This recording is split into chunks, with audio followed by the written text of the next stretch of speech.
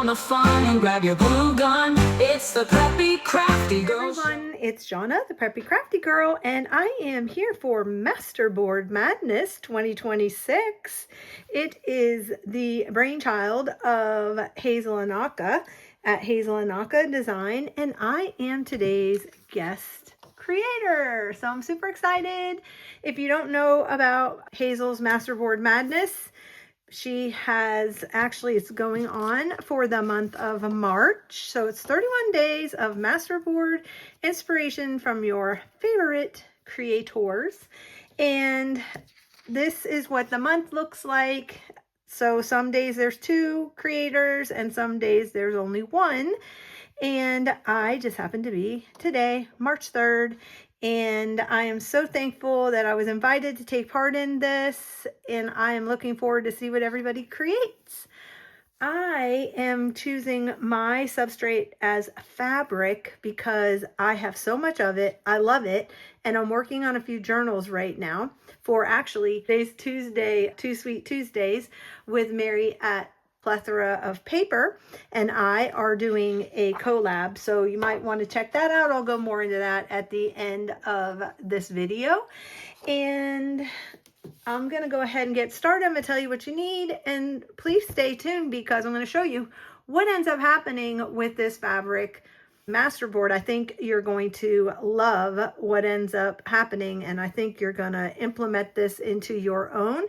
I have not seen this done anywhere. I've tried to do my due diligence. Yes, lots of fabric. I did a fabric masterboard last year and I showed how I used it, but this one is going to be a little bit on a smaller scale. I tend to work a lot bigger, but because for video purposes, I'm working on a smaller substrate. So this is a 12 by 12. What you're going to need is any kind of fabric.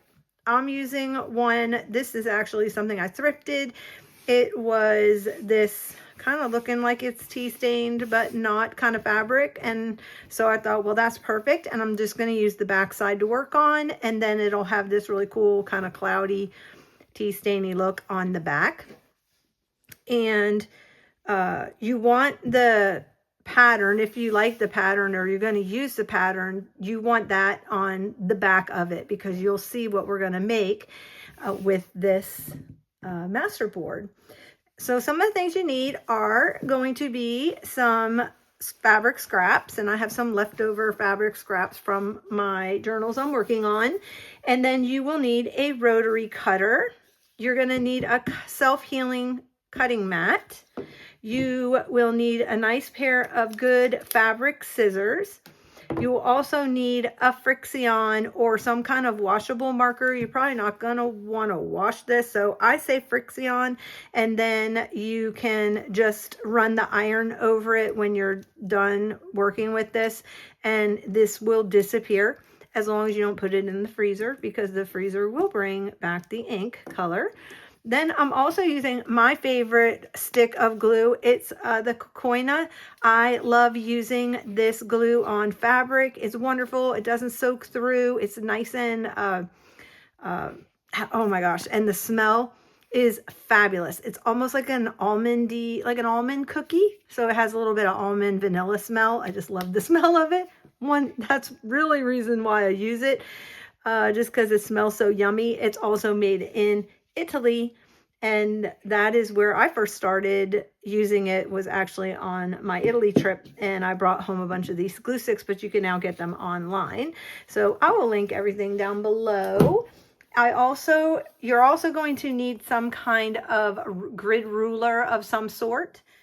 So I'm going to work on the wrong side of the fabric, and I'm just going to start with my scraps, kind of getting my pattern down. So you do this just like you would do any kind of paper masterboard, and I'm just using fabric for mine. I like to cut just random squares. I like to cut long rectangles, and yeah, and then you're just going to start like overlapping. I like to start in corners.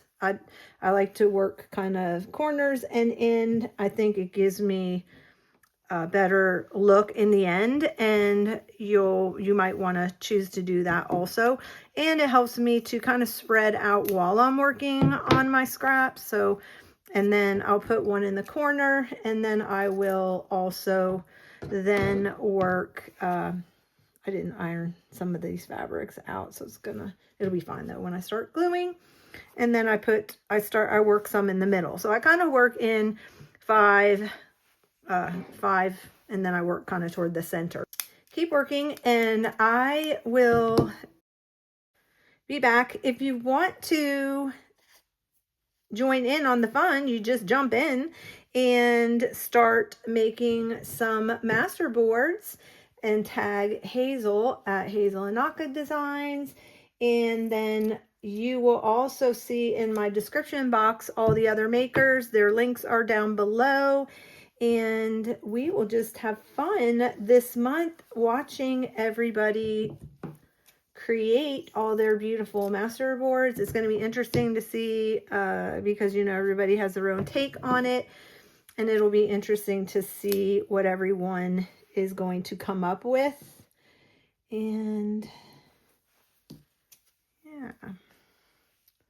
So I just kind of go in and layer. And then as I'm working, I'm going to take my adhesive and I'm just going to go ahead, and if you don't sew and you don't want to sew, if you find a really good fabric glue that you like that does not seep through, this one does not seep through, and it holds the fabric down together really, really nicely. I love it. I do a lot of bindings with this, fabric bindings with this glue. It's fabulous glue.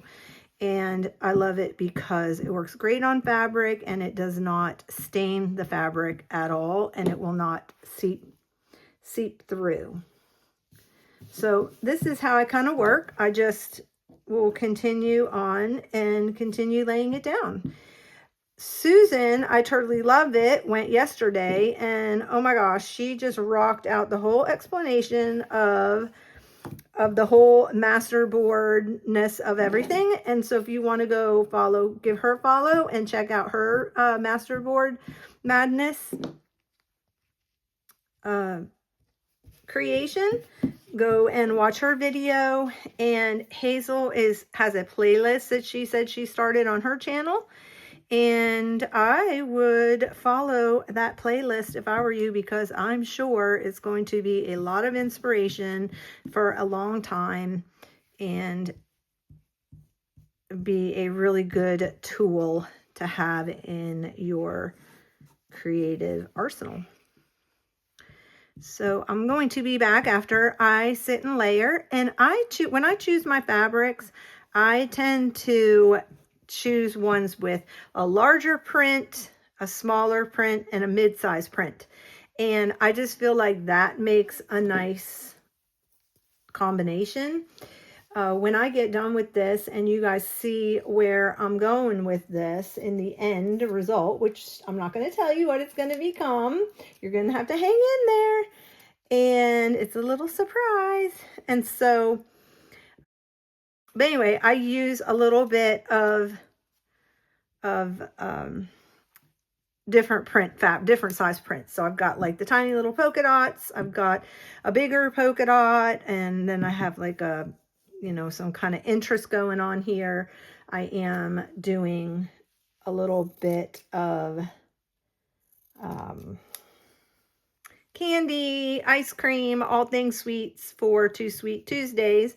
And today's Tuesday, so I thought, well, I'm gonna knock this out and get a little bit of that project done too today.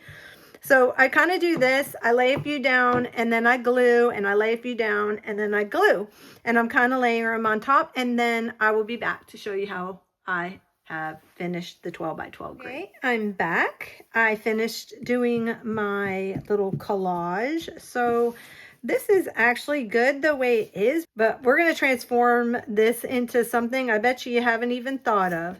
So I'm going to come back after I get on the sewing machine, and I'm just going to, instead of working all the way around, that's not that important. I'm going, because I used that Cocoina glue, I got everything stuck down really well, but I'm going to go in and I'm going to diagonally stitch every about half an inch, and then I'm going to go this way and do a grid going this way also on my sewing machine. So I will be back right after I do that. Of course, I let this sit. The glue is totally dry, and I've actually been working on the second one. So you'll see me kind of going back and forth between this one and this one while I work.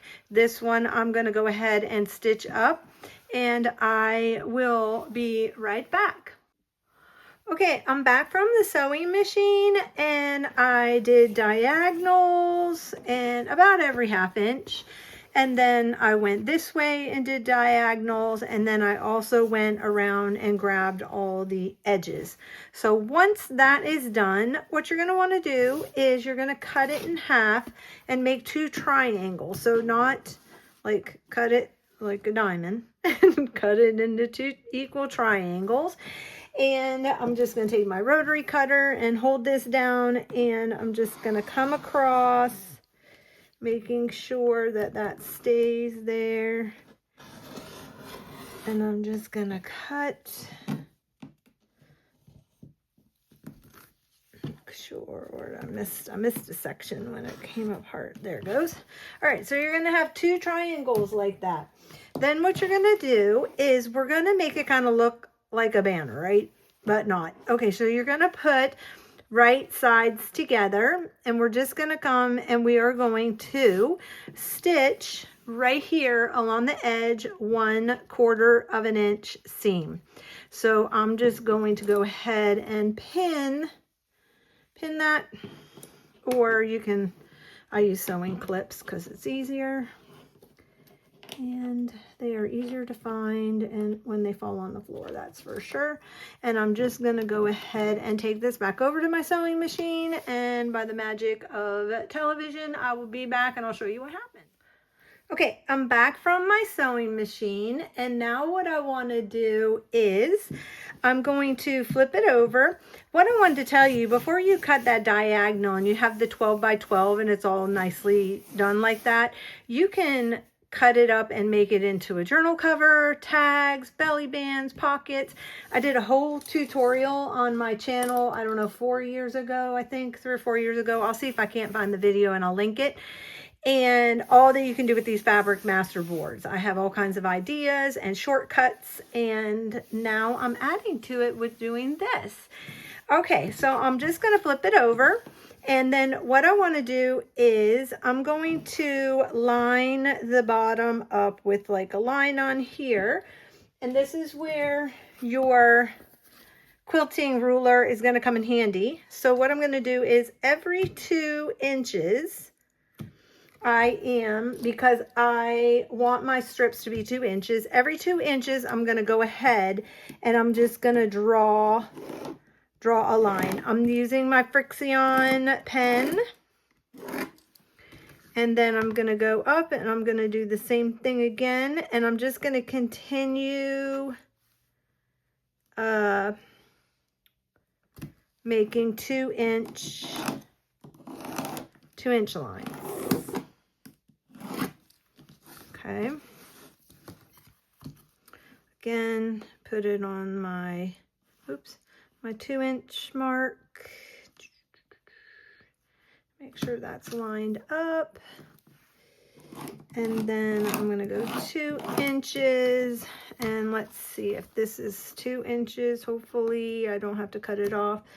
It's appearing that it is. Okay, so that's good deal. So here you will have 2, 2, 2, and 2. If you have any leftover, you can cut it off at the top. And now what I want to do is I'm going to turn it, and let me fix this line. It needs to be a little darker. You could actually do it in pen and be totally fine because it'll just be on the edge of your strip, but I like to use the Frixion. I'm going to come here and I am going to do a 1/4 of an inch mark along that edge.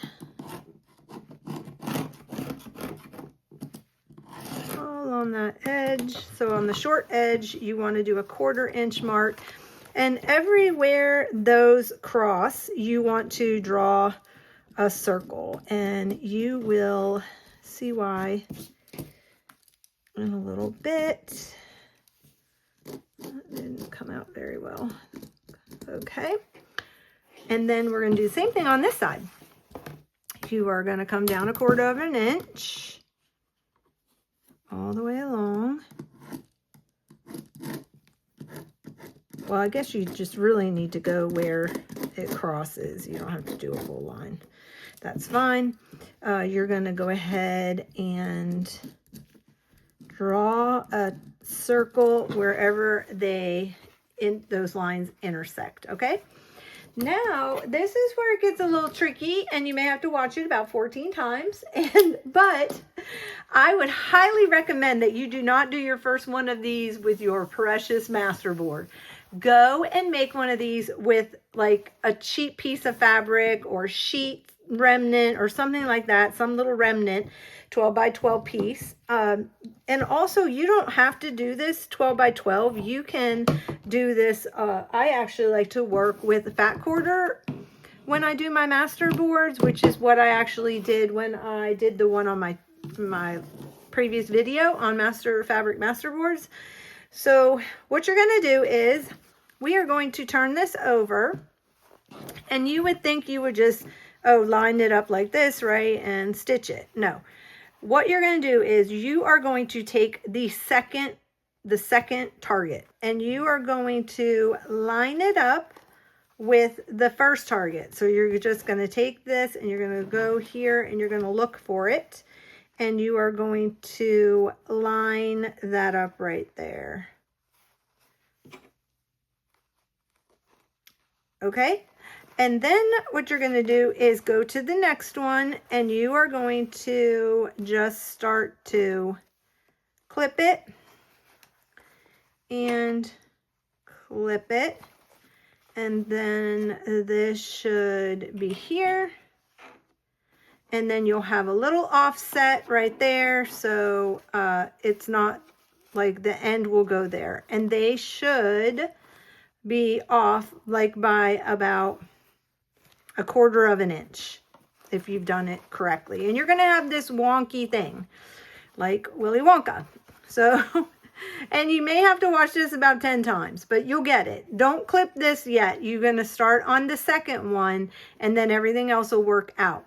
Then what we're going to do is go to the sewing machine, and you are going to stitch along, and you're going to go from this first target all the way down to the end right there. And you're going to have these two little flaps hanging off, and you'll see why. And it's really awkward, an awkward kind of a tube. So you want to make sure that you're not like stitching this to this or anything. So keep, work slow, and then come back and we will work our magic.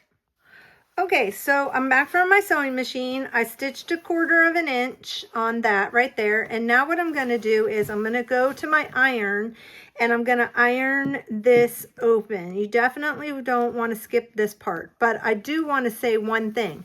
Your lines are going to disappear right there. So you might want to either do something that's a little more permanent, like a pencil. And you're going to want to like definitely come in